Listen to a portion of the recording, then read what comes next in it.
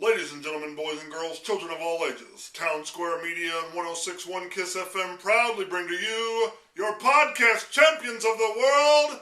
He's the R to the O to the B.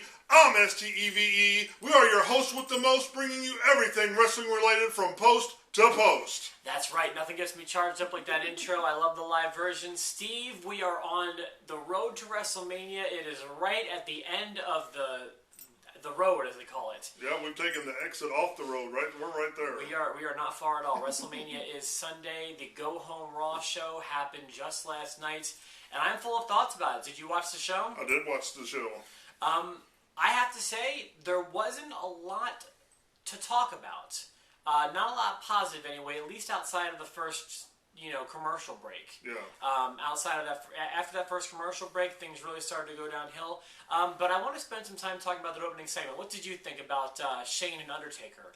It got me really excited about it. I kind of put the storyline to the wayside, and I actually thought in the beginning of the night they were going to actually promote WrestleMania.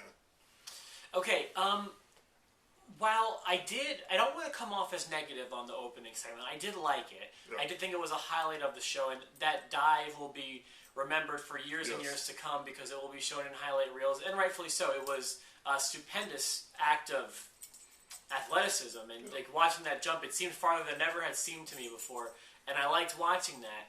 I don't like when stuff like that feels really forced to me. Yeah. And I got that feeling from the brawl because it all just seemed as the quickest way possible to get to that moment. Yeah. And I hate when that happens. It removes the element of reality from me, which I know is so stupid for me at this point to try to hold sacred. But I like when it tries to feel real. Yeah. And the segment lost that for me. But of course, it's a fair trade-off for the moment that we got when Shane took that dive. Yeah. What do you think about what I said? Am I being kind of a Grinch, or should I just appreciate it for what it was? I partially agree with you. I think it felt forced, but I think they have to force it. This is the last Raw before WrestleMania. Well, they have to do something. I mean, just like that brawl was too convenient. Undertaker was laid out across the table. It happened so quickly. Yeah. He was down for enough time for Shane to make the dive. Like, it just... That part I didn't like. I didn't like how they got to the jump, I guess, is more my complaint. You mentioned before, it's like the show was supposed to make you want to order the pay-per-view or buy the network, or however you want to call it nowadays. Do you think it did that? If you go by the first 15 minutes of the show, yes. Agreed. After that, no. Yeah, there wasn't a whole lot I want to praise after that first commercial break. I will say this. I thought that the tag team match with the guys in the ladder match was good for what it was. Didn't make me want to buy the show, but it was good. And one segment I really liked that not a lot of people are talking about, but I was thinking about the show and I was trying to find some things that I liked. The Dean Ambrose Little Red Wagon segment. Okay. I liked that. And I thought it was unique. Yes. And that Dean didn't say any words, and there was no physical contact, but yet he still did a whole lot. That red wagon, what a unique visual. We'd never really seen anything like that before, and I can't compare that moment to anything I've ever seen before. Did make me want to see them fight. Yeah. So I want to praise that segment and really nothing else. What do you think about that? I agree with you there. I like the twist to it that they don't have to always fight to get you to want them to fight. Absolutely. Because it's the exact opposite of the Triple H Roman Reigns. They're at it. I mean, and Roman Reigns isn't good on the mic. I'll be the first to say it. He needs to be short and sweet. I think of the two of us, I'm the first to say that one. Okay, you're the first, I'm the second now.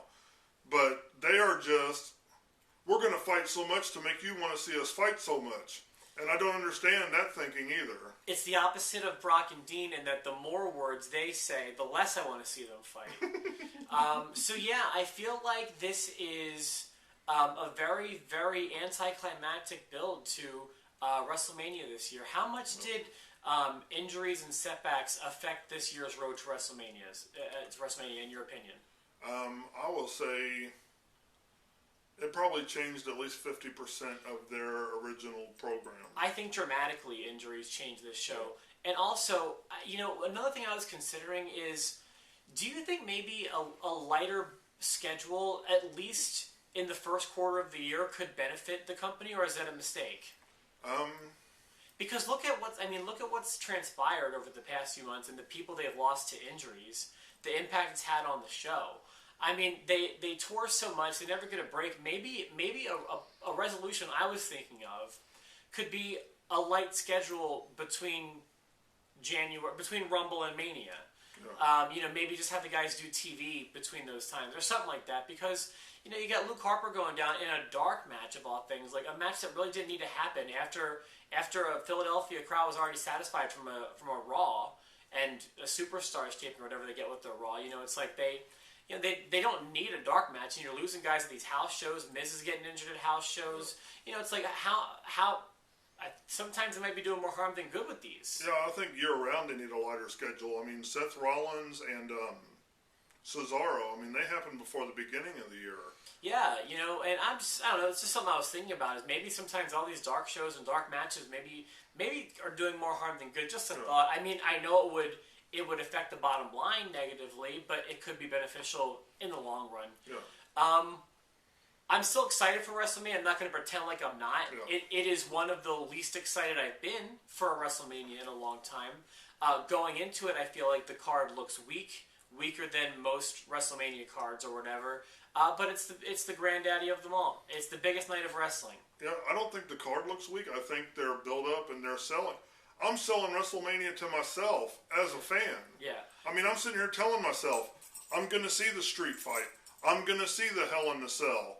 I'm going to see all these great matches, and I'm building it up in my own mind. So I hope I'm not disappointed. Yeah, and not only that, I'm hearing that I think 4 matches are moving to the 2-hour pre-show. I've heard 3. Yeah, I've heard 4. Okay. And that's a long show. Now, because really, when you think about it, now you're just making WrestleMania 6 hours. Yes. And they've got a pre-show on USA even before all that. Like, this is getting crazy. Yes. So, I don't know that we need 3 or 4 matches on that pre-show. Yeah. Maybe 1, and I still feel like that's a lot.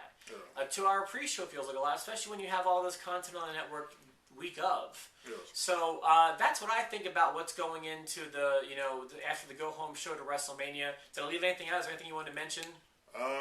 I got to see Paige last night, so I'm happy about that. Got to see who? Paige. Haven't seen her wrestle in a couple months now. And I guess I haven't been missing her, really. But yeah, we did see her. I liked Emma seemed revamped. Yes. She had new music, kind of a new look. I thought she looked more serious than before. She got rid of that silly dancing. Yeah, that's her character on NXT lately, and I'm so happy not to see this. Yeah. That was novel once or twice, but that definitely got old quick and wasn't doing her any favors. The Triple H thing, I feel like they're still, now they're a second year in with this Roman Reigns thing, and they're like, why can't we get this guy over? Yeah. Why can't we? It's just, they're spinning their wheels, and I feel like that's just been the theme of this year's WrestleMania, just a pop balloon, if you ask me. So, all right, there you go. As we mentioned, we don't think WrestleMania has a strong build-in. We're expecting it to be not one of the best WrestleManias of all time. In our next episode, one of our topics this week, one of our bonus episodes, so to speak, we will be looking at the worst WrestleManias of all times. That will be your next episode, our least favorite WrestleManias. We will share, we'll discuss, and we will collaborate on to what makes a WrestleMania really crappy. For myself, the Rob, and my tag team partner, Steve. Oh, my brother! Testify!